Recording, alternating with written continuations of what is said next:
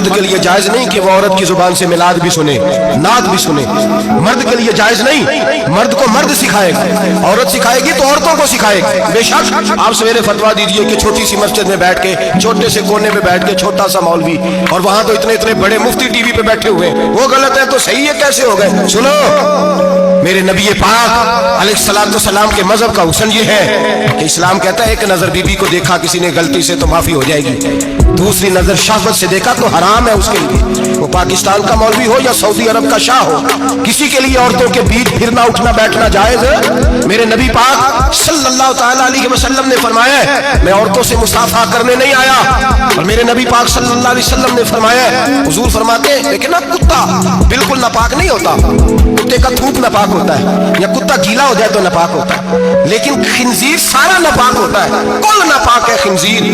نبی پاک نے فرمایا خنزیر بھی ہو اور گند میں لتھڑا ہوا بھی ہو، پیشاب میں لتھڑا ہوا ہو، گوبر میں لتھڑا ہوا ہو، پخانے اور فضلے میں لتھڑا ہوا خنزیر خنزیر ہو، اس کا جسم تیرے ساتھ ٹکرا جائے تو اتنا برا نہیں جتنا غیر محرم عورت کا وجود تیرے ساتھ ٹکرا جائے تو برا ہے۔ اس حد تک میرے نبی پاک صلی اللہ علیہ وسلم اور گنبد کے معاملے میں فتویٰ دینے والے، یا رسول اللہ کہنے پر کفر کا فتویٰ دینے والے اور بڑی بڑی باتیں کرنے والے خاموش کیوں ہو گئے؟ یا ایھا الذین آمنوا لا تتخذوا اليہود والنصارى اولیاء، رب فرماتا ہے یہودیوں اور عیسائیوں کو دوست نہ بناؤ، یہ تمہارے دوست ہو سکتے، یہ تمہارے سجن ہو سکتے، جب عرش کا مالک کہہ رہا ہے سجن نہیں ہو سکتے تو دوستی کی بات کیسے بڑھا رہا ہے؟ یا رسول اللہ ہمارے سجن کون ہو سکتے ہیں؟ فرمایا تمہارا دوست وہ ہو سکتا ہے جو محمد عربی کا غلامی کرنے والا ہو، جو رسول اللہ کی نوکری کرنا ہو دوست ہوگا، دوسرا دوست ہو سکتا کوئی ایکٹر مذہب نہیں سکھائے گا، کوئی گویہ مذہب نہیں سکھائے گا۔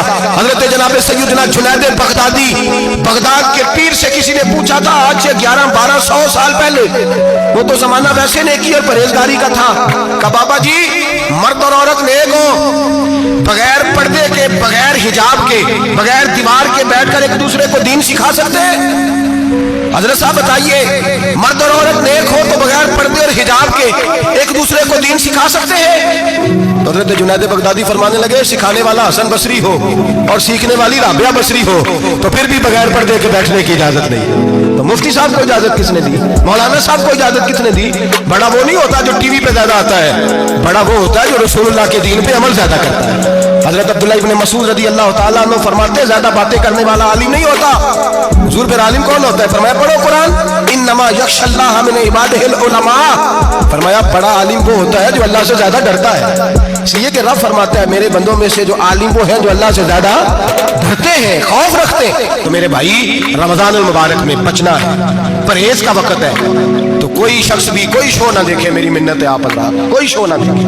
عورت کا تو پردہ ہے تو ہمیں تو تماشے پہ لگا دیا گیا، عجیب قسم کے ایکٹر آ گئے اور مذہب سکھا رہے ہیں۔ میری اپیل ہے آپ سے کہ سحری افطاری کے وقت ٹیلی ویژن بند رکھیں، کیا چیز کھول کے رکھیں؟ یا قرآن کھول کے رکھیں یا رسول اللہ کا فرمان کھول کے رکھیں، اللہ رسول کی طرف توجہ رکھیں، وہ سیکھنے سکھانے کا وقت ہے۔ چھوڑے گویوں سے دین سیکھا جائے گا، ہمیں کوئی شکوا نہیں ہے، پکی توبہ کریں، سویرے آئیں آ کے دین سکھائیں، اور میں ان سے بھی اپیل کروں گا کہ آؤ دین سکھاؤ۔ حضرت فضیل بن عیاض فرماتے ہیں میں ڈاکو تھا، کبھی کبھی چھپ چھپا کے جمعہ پڑھا کرتا تھا، پھر میں نے توبہ کی تو سچی توبہ کی، پھر میں نے توبہ کی تو رب کو راضی کرنے والی توبہ کی، پھر میں نے توبہ کی تو چھوڑی ہر شے، غریبوں کا لوٹا ہوا مال واپس کیا، جس کے پیسے نہ دے سکا اس کے گھر میں جا کے اس کی بھینسوں کو چارہ ڈالا، اس کے اونٹوں کی خدمت کی، میں نے قرضے چکائے۔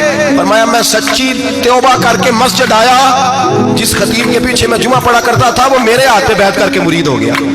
اللہ تبارک و تعالیٰ نے اپنے بندوں کے دل میری طرف پھیر دیے، پھر تمہیں اس میں انعام دینے کی ضرورت نہیں پڑے گی، پھر تم کٹیا نشین بن کے بھی دین پھیلاؤ گے تو اللہ اس میں تاثیر پیدا فرما دے گا۔ تو روزے کا معنی رکنا ہے، روزے کا معنی بولیے، روزے کا معنی رکنا، کس سے؟ جھوٹ سے، غیبت سے، بدی سے، بدنگاہی، کھانے پینے۔ روزہ کس پہ فرض ہے؟ امیروں پہ کہ غریبوں پہ؟ جی کہنے میں تو کام ہی، میرا تو کام ہی محنت مزدوری والا، میں کیسے روزہ رکھوں؟ میں تو دیہڑی لگاتا ہوں تو روزہ کیسے رکھوں؟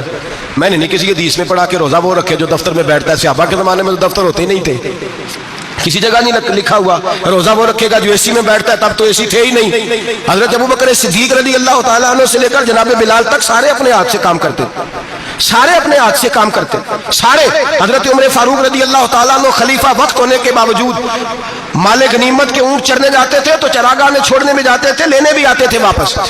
सारे लोग अपने हाथों से मुशक्कत वाले काम करते। हजरत बिलाल मजदूरी करते, सलमान फारसी मजदूरी करते, मिकदाद मजदूरी करते, सहाबा मजदूरियां करते, रोजे रखते। और रमजान के जाने का वक्त होता तो दर रसूल पे खड़े होकर अर्ज करते, महबूबा दिल नहीं भरा, दिल करता है कभी रब सारा साल ही रोजे रखा करे, सारा साल रमजान दे तो हम सारा साल रोजे रखने को तैयार है। जज्बा था, ताकत थी, मत। आज नौजवान लड़का है, कहता है मुझसे भूख बर्दाश्त नहीं होती। मेरे भाई, रब बीमारी ला देना, अल्लाह से दुआ मांगे, अल्लाह शिफाए अता फरमाए, और दुआ करें अल्लाह आजमाए से महफूज फरमाए। आप यकीन करें, मैंने लोगों को देखा है, हलक से कतरा नहीं उतरता, खुराक की नाली लगी हुई है, आला ग़िज़ाएं पकी हुई पड़ी है। अर्श का मालिक कहता है मैं तेरे हलक से गुजरने नहीं दूंगा, कानून बन गया। मैंने देखा है ड्रिप पे लोग जिंदा है, बोतल लगी हुई है, ग्लूकोज की, गुजारा चल रहा, आला ग़िज़ाएं पड़ी हैं, लाखों रुपया तिजोरी में पड़ा है। मालिक कहता तू नहीं खा सकता, तो वो खाने नहीं देता, नहीं खाने देता। एक शख्स यूरोप के इलाके का, मैं किसी कालम नवीस का पढ़ रहा था, वो कहता मेरी खरबों में जायदाद है, लेकिन मेरे मैदे में ऐसी तकलीफ है कि मैं आटे को छान कर जो ऊपर से बूरा निकलता है सिर्फ वो खा सकता हूं, उसके अलावा मैं कायनात की कोई नेमत खा नहीं सकता। और मेरे भाई, वो जब चाहे तो बड़े बड़े खाने खाने से तुझे रोक दे, तेरे दांत चबाने के काबिल ना रहे।